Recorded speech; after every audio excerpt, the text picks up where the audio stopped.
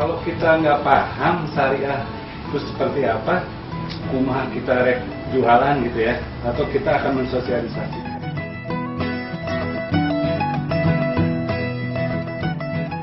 Ini pada saat kita diajarin orang lain, misalnya bukan saya, biasa aja, nggak usah orang mah udah diajarin gitu ya.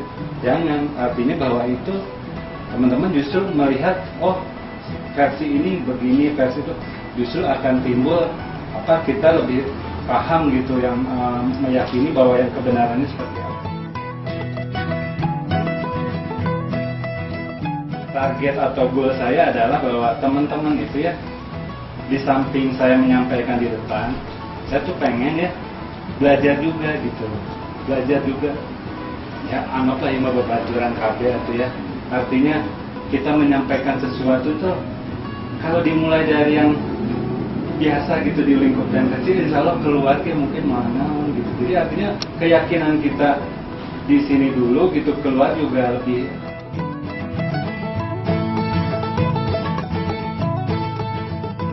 Ada apa? Jual beli ya? Jual beli atau produknya apa, terus ada apa? Sewa menyewa, bagi hasil dan bagi hasil. Jadi pada saat nasabah datang ke sini, hindari yang kata-kata meminjam tuh hindari. Pak, Bapak datang ke sini tujuannya apa? Saya mau pinjam uang. Lalu Pak, Bapak pinjam buat apa? Oh, misalnya saya mau pinjam buat beli motor. Oh, Bapak berarti harus di kita namanya jual beli. Nah, bahasa itu ya, hindarilah yang namanya pinjam meminjam itu gitu. Jadi paradigma bahwa pinjam itu tuh identik dengan riba gitu ya. Jadi kalau kita udah ngomong pinjam tuh ya, kalau kita udah ngomong pinjam itu identik dengan uang gitu. Jadi komoditas pinjam meminjam itu uang.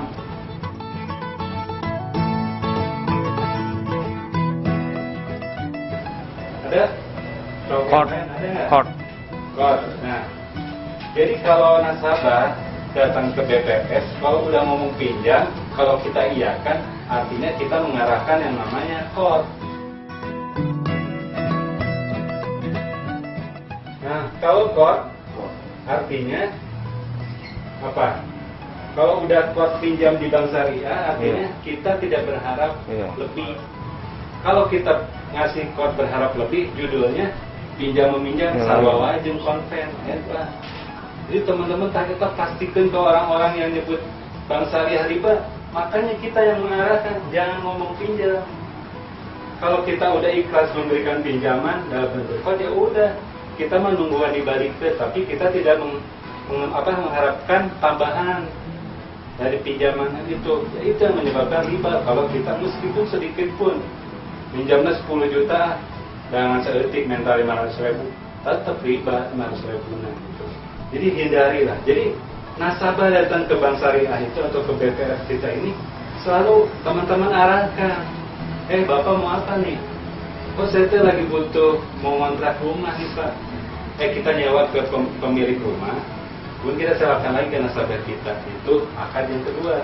Hanya 3 yang kita kenal di bank syariah yang betul-betul ini yang mengakibatkan boleh bertambahnya itu di 3 ini gitu ya. Adanya tambahan itu, ada di akad ini ya, 1, 2, 3 ini.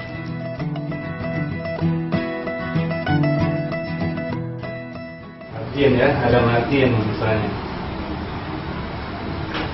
Nah, kalau dibilang orang, sarwa wajeng kita minjem dapat untung, berbeda. Dan orang akad jual beli atau yang disebut dengan murabahah, lain akadnya murabahah.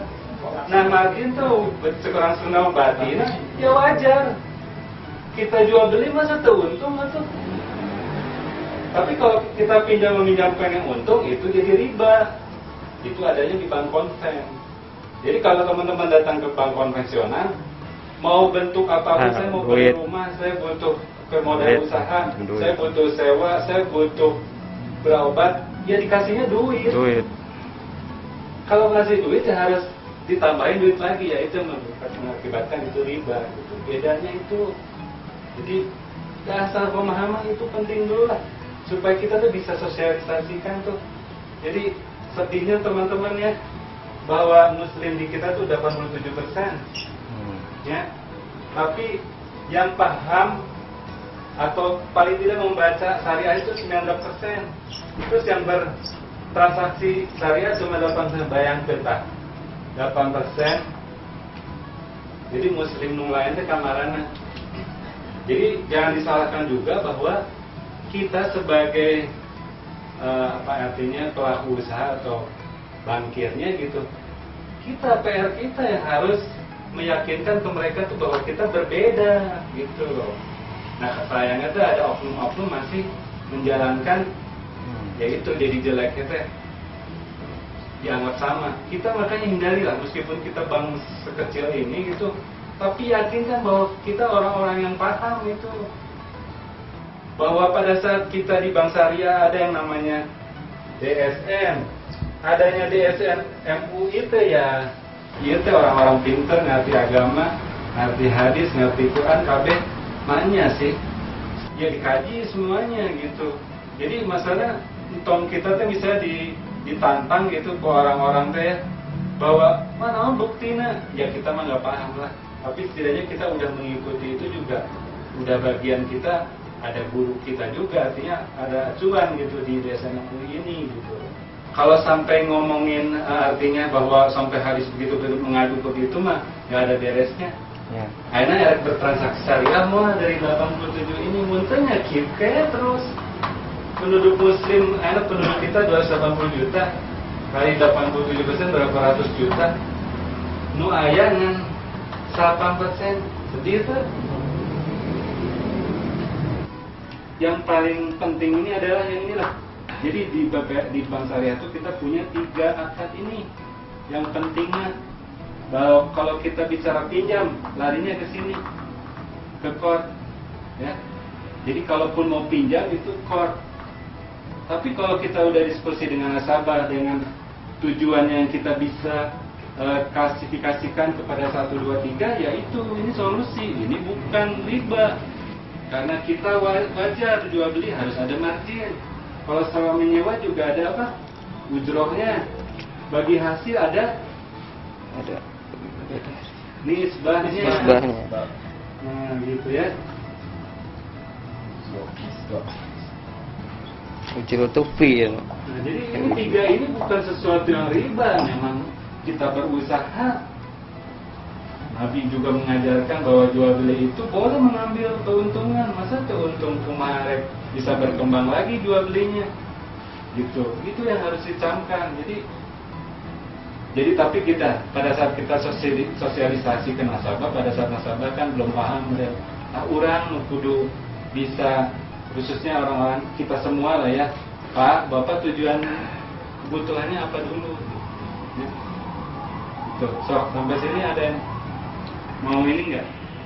Sok biar ini gitu supaya, atau di luar masih ada isu apa? Oh ini Pak. Ya. Kalau dalam masalah jual beli, kadang nasabah kan sudah menanyakan dulu nih dari awal, Pak saya mau pembelian 10 juta misalnya, saya harus bayarnya berapa per bulan? Nah, kita apakah kan biasanya kalau bapak harus oh nanti cuma 8 lah, pokoknya kita ini dulu aja analisa segala macamnya baru itu di ujung. Saya tuh ada dilema.